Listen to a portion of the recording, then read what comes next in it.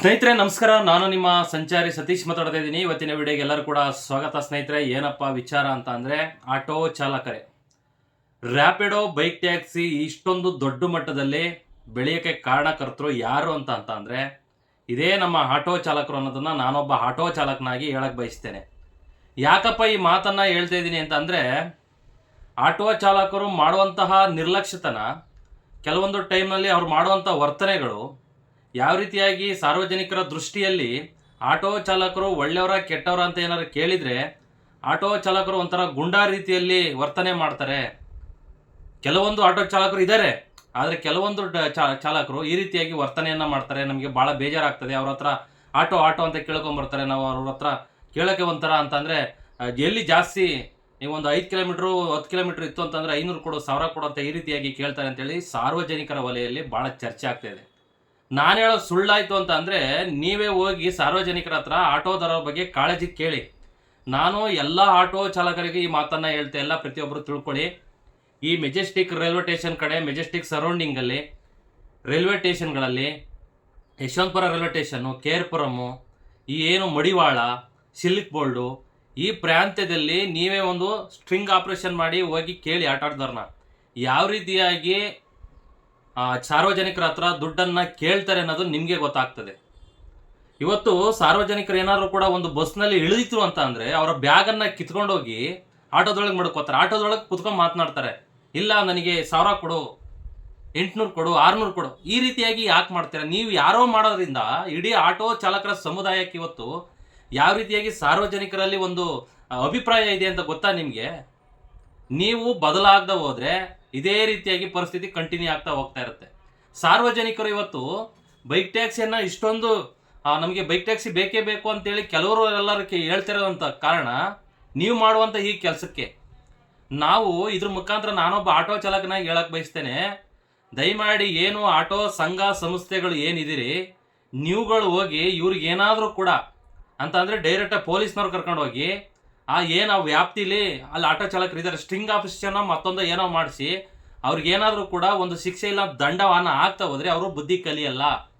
ಇದೇ ರೀತಿಯಾಗಿ ಹೋಗ್ತಾ ಇರುತ್ತೆ. ನಮ್ಮ ಆಟೋ ವರ್ಗ ಇತಿಹಾಸ ಇದೆ ಕಣ್ರಿ. ನಮಗೆ ಆಟೋ ಚಾಲಕರಿಗೆ 60 ವರ್ಷ 70 ವರ್ಷ ಈ ಒಂದು ವೃತ್ತಿಯನ್ನು ಇದ್ರ ನಂಬ್ಕೊಂಡು ನಾವು ಸಾರ್ವಜನಿಕರೇ ದೇವರು ಅಂತ ಹೇಳಿ ದಿನನಿತ್ಯ ದುಡಿಮೆ ಮಾಡ್ತಕ್ಕಂಥ ಪ್ರಾಮಾಣಿಕ ಆಟೋ ಚಾಲಕರಿಗೆ ನೀವು ಈ ರೀತಿಯಾಗಿ ದುಡ್ಡುಗಳನ್ನು ಕೇಳಿ ಸಾರ್ವಜನಿಕರ ವಲಯಲ್ಲಿ ಏನೋ ಒಂಥರ ಬಿಂಬನೆ ಮಾಡಿಕೊಂಡು ನಮ್ಮಂಥ ಪ್ರಾಮಾಣಿಕ ಆಟೋ ಚಾಲಕರಿಗೆ ಒಂದು ಹಾಳು ಮಾಡ್ತಾ ಇದ್ದೀರಾ ನೀವು.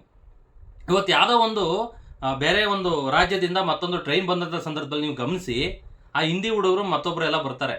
ಆ ಹೋದಂಥ ಸಂದರ್ಭದಲ್ಲಿ ಅವರಿಗೆ ಕರ್ಕೊಂಡೋಗೋದು, ಕುಣಿಸ್ಕೊಳ್ಳೋದು, ಹಂಗೆ ಹಿಂಗಂತ ಈ ರೀತಿಯಾಗಿ ಅವಾಜುಗಳನ್ನು ಹಾಕೋದಂಥದ್ದು, ಅವರಿಗೆ ಬೈಯೋವಂಥದ್ದು, ಹೊಡೆಯೋವಂಥದ್ದು, ಈ ರೀತಿಯಾಗಿ ಘಟನೆಗಳಾಗೋಗ್ಬಿಡ್ತವೆ ಮಾಡಿದ್ದಾರೆ ಕಣ್ರಿ. ನಾವು ಎಲ್ಲ ಡ್ರೈವರ್ಗೂ ಮಗದೊಮ್ಮೆ ಹೇಳ್ತೇನೆ, ಎಲ್ಲ ಡ್ರೈವರ್ಗಳಿಗೆ ಈ ಮಾತನ್ನು ಹೇಳ್ತಾ ಇಲ್ಲ. ಕೆಲವರು ಆಟೋ ಚಾಲಕರು ಅಂತಂದ್ರೆ ನಾನು ಆಗಲೇ ಹೇಳ್ದಂಗೆ ನಿಲ್ದಾಣ, ಮೆಜೆಸ್ಟಿಕ್ಕು, ಈ ಕಡೆ ಈ ಸರೌಂಡಿಂಗಲ್ಲಿ ಎಲ್ಲಿ ಎಷ್ಟು ಜನ ಇದ್ದಾರೆ, ಈ ಬಾರ್ಡ್ರ್ ಹಾಕ್ಕೊಂಡು ನಾವು ಇಲ್ಲಿಗೆ ಬರೋದು ಅಲ್ಲಿಗೆ ಬರೋದು, ನಾವು ಮಾತನಾಡಿಕೊಂಡು ಬಿಸ್ನೆಸ್ ಮಾಡೋದು, ಈ ರೀತಿಯಾಗಿ ಮಾಡ್ತಿರೋ ಅಂಥವ್ರಿಗೆ ಮಾತ್ರ ಹೇಳ್ತಾ ಇರೋಂಥದ್ದು. ಈ ರೀತಿಯಾಗಿ ಮಾಡೋದ್ರಿಂದ ಸಾರ್ವಜನಿಕರ ವಲಯಲ್ಲಿ ಬೈಕ್ ಟ್ಯಾಕ್ಸಿ ನಮಗೆ ಬೇಕು ಅಂತ ಹೇಳ್ತಾ ಇದ್ದಾರೆ.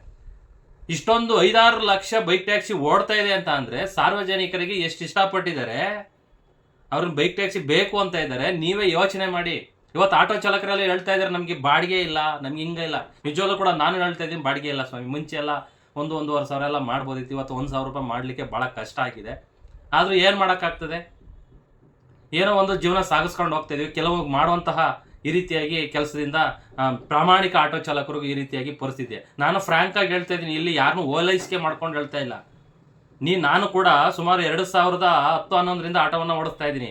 ಮುಂಚೆ ಇದ್ದಕ್ಕ ಬಿಸ್ನೆಸ್ಸು ಈಗ ಯಾವ ರೀತಿಯಾಗಿದೆ ಅನ್ನೋದನ್ನು ಕೂಡ ಹೇಳ್ತಾ ಇದ್ದೀನಿ ನಾನು. ಇವರು ಮಾಡುವಂಥ ಈ ಕೆಲಸದಿಂದ ಪ್ರಾಮಾಣಿಕವಾಗಿ ಆಟೋವನ್ನು ಅಂತಂದರೆ, ಇವತ್ತು ನಾವು ಮೀಟ್ರ್ ಏನಾರು ಸಾರ್ವಜನಿಕರು ಬಂದಂಥ ಸಂದರ್ಭದಲ್ಲಿ ಮೀಟ್ರ್ ಹಾಕೊಂಡು ನಾನು ಗಾಡಿಯನ್ನು ಓಡಿಸ್ತೀನಿ.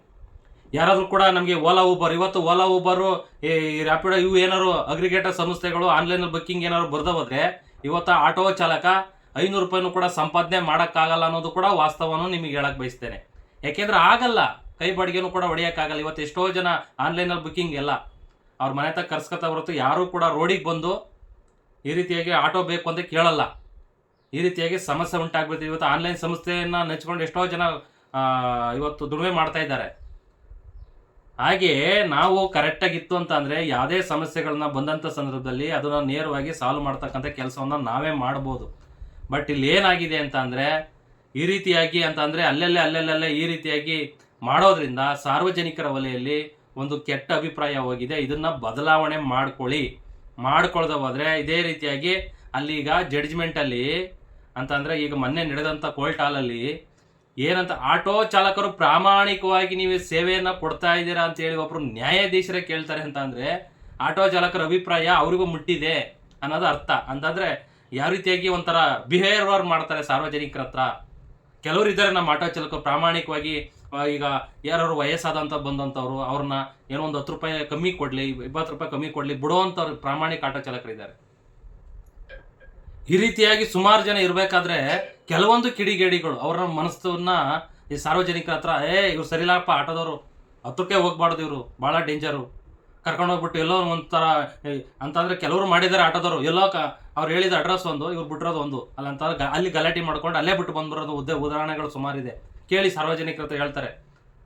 ಈ ರೀತಿಯಾಗಿ ಘಟನೆಗಳಾಗುವಂಥ ಕಾರಣಕ್ಕೆ ಸಾರ್ವಜನಿಕರ ಬೇಸತ್ತು ಇವತ್ತು ಎಷ್ಟೋ ಜನ ಬೈಕ್ ಟ್ಯಾಕ್ಸಿ ವಲಸೆ ಹೋಗಿದ್ದಾರೆ ಅನ್ನೋದು ನನ್ನ ಒಂದು ಅಭಿಪ್ರಾಯವನ್ನು ನಾನು ಈ ಮುಖಾಂತರ ಹೇಳಕ್ಕೆ ಬಯಸ್ತೇನೆ. ಅಂತಂದ್ರೆ ನಾನು ಫ್ರ್ಯಾಂಕಾಗಿ ಮಾತಾಡಿದ್ದೀನಿ. ಏನಾರ ಕಮೆಂಟ್ ಹಾಕೊಳ್ಳಿ. ನಾನೊಬ್ಬ ಆಟೋ ಚಾಲಕನಾಗಿ ಸಾರ್ವಜನಿಕರಿಗೆ ಒಳ್ಳೆ ಸೇವೆ ಕೊಡಬೇಕು ಅನ್ನೋದೇ ನನ್ನ ಉದ್ದೇಶ. ನೀವು ಬದಲಾವಣೆ ಮಾಡ್ಕೊಳ್ದೆ ಹೋದರೆ ಬೈಕ್ ಟ್ಯಾಕ್ಸಿ ಹೆಂಗಾಯ್ತು ಹಿಂಗಾಯ್ತು ಓಡಿಸ್ತಾ ಇದ್ದಾರೆ ಬಡಿಸ್ತಾರೆ, ಈ ರೀತಿಯಾಗಿ ಏನೋ ಒಂಥರ ಅಳುವನ್ನು ತೊಡ್ಕೊಂಡ್ರೆ ಏನೂ ಪ್ರಯೋಜನ ಇಲ್ಲ. ನೀವು ಪ್ರಾಮಾಣಿಕವಾಗಿ ಯೂನಿಫಾರ್ಮ್ ಹಾಕ್ಕೊಂಡು ನಿಮ್ಮ ಗಾಡಿ ಡಾಕ್ಯುಮೆಂಟ್ಸ್ ರನ್ನಿಂಗ್ ಹಿಡ್ಕೊಂಡು ಒಳ್ಳೆ ನೀಟಾಗಿ ಸರ್ವಿಸ್ ಕೊಡಿ, ಆ ವೃತ್ತಿಗೆ ಒಂದು ಗೌರವ ಕೊಡಿ. ಕೆಲವರು ಚಡ್ಡಿ ಹಾಕ್ಕೊಂಡು ಕೆಲವರು ಏನೋ ಅಂತ ಈ ರೀತಿಯಾಗಿ ಮಾಡುವಂಥದ್ದು ಈ ರೀತಿಯಾಗಿ ಮಾಡ್ತಾ ಇದ್ದಾರೆ. ಏನಾದರೂ ಕೂಡ ನೀವು ಚಡ್ಡಿ ಹಾಕೊಂಬಂದಿದ್ಯಾ, ವೃತ್ತಿಗೆ ಮನಮರ್ಯಾದೆ ಕಳೀತಾ ಇದೆಯಾ ಅಂತೇಳಿ ನಾವೇ ಹೇಳಿದ್ರೆ ಏನು ನಿಂಗೆ ಏನೋ ಮಾಡ್ತೀಯಾ, ಈ ಥರ ಅವಾಜ್ಗಳನ್ನು ಬಿಡ್ತಾರೆ. ನಾವೇನಪ್ಪ ಮಾಡೋದು, ಕೇಳಬಾರ್ದ, ಪ್ರಶ್ನೆ ಮಾಡಬಾರ್ದ? ಪ್ರಶ್ನೆ ಮಾಡಿದರೆ ಈ ಥರ ಧಮಕಿಗಳು ಹಾಕೋದು ಮತ್ತೊಂದು ಈ ರೀತಿಯಾಗಿ ಮಾಡ್ತಾರೆ. ಹಾಗಾಗಿ ನನ್ನ ಅನಿಸಿಕೆ ಅಭಿಪ್ರಾಯಗಳನ್ನು ನಾನು ನಿಮ್ಮ ಮುಖಾಂತರ ಹೇಳಿದ್ದೀನಿ. ನಾನು ಮಗದೊಮ್ಮೆ ಹೇಳ್ತೀನಿ, ಬೈಕ್ ಟ್ಯಾಕ್ಸಿ ಬೆಳೀಲಿಕ್ಕೆ ಕಾರಣ ನೇರವಾಗಿ ನಾನು ಹೇಳ್ತೀನಿ ಕೆಲವೊಂದು ಆಟೋ ಚಾಲಕರಿಂದ ಈ ರೀತಿಯಾಗಿ ಆಗಿದೆ. ಎಲ್ಲ ಆಟೋ ಚಾಲಕರಿಗೆಲ್ಲ ಕೆಲವೊಂದು ಆಟೋ ಚಾಲಕರಿಗೆ ಇಂದ ಈ ರೀತಿಯಾಗಿ ಸಮಸ್ಯೆ ಉಂಟಾಗಿದೆ. ಹಾಗಾಗಿ ನೀವು ಬದಲಾವಣೆಯನ್ನು ಮಾಡ್ಕೊಳ್ಳಿ ಅನ್ನೋದು ನಾನು ನಿಮ್ಮ ಮುಖಾಂತರ ಹೇಳಕ್ಕೆ ಬಯಸ್ತೇನೆ ಸ್ನೇಹಿತರೆ. ನಾನೇನಾದ್ರು ಮಾತನಾಡಿದ್ರಲ್ಲಿ ತಪ್ಪಿದ್ರೆ ಕ್ಷಮೆ ಇರಲಿ ಅಂತ ಹೇಳ್ತಾ, ನಮ್ಮ ಯೂಟ್ಯೂಬ್ ಚಾನಲ್ ಫಸ್ಟ್ ಟೈಮ್ ನೀವೇನಾದರೂ ನೋಡ್ತಾ ಇದ್ದರೆ ಒಂದು ಸಬ್ಸ್ಕ್ರೈಬ್ ಮಾಡಿಕೊಂಡು ನಿಮ್ಮ ಅನಿಸಿಕೆ ಅಭಿಪ್ರಾಯಗಳನ್ನು ಕಮೆಂಟ್ ಮುಖಾಂತರ ತಿಳಿಸಿ ಅನ್ನೋದನ್ನು ನಿಮ್ಮ ಮುಖಾಂತರ ಹೇಳ್ತೀನಿ. ಹಾಗೆ ಸಮಾಜದಲ್ಲಿ ಆಗುಹೋಗುಗಳ ಬಗ್ಗೆ ಹಲವಾರು ಧ್ವನಿಯನ್ನು ಎತ್ತಿರ್ತೀನಿ. ಆ ವಿಡಿಯೋಗಳನ್ನು ನೋಡಿ ಸಪೋರ್ಟ್ ಮಾಡಿ ಅನ್ನೋದನ್ನು ನಾನು ನಿಮ್ಮ ಮುಖಾಂತರ ಕೇಳೋಕ್ಕೆ ಬಯಸ್ತೇನೆ ಸ್ನೇಹಿತರೆ. ನಮಸ್ಕಾರ. ಜೈ ಹಿಂದ್, ಜೈ ಕರ್ನಾಟಕ ಮಾತೆ.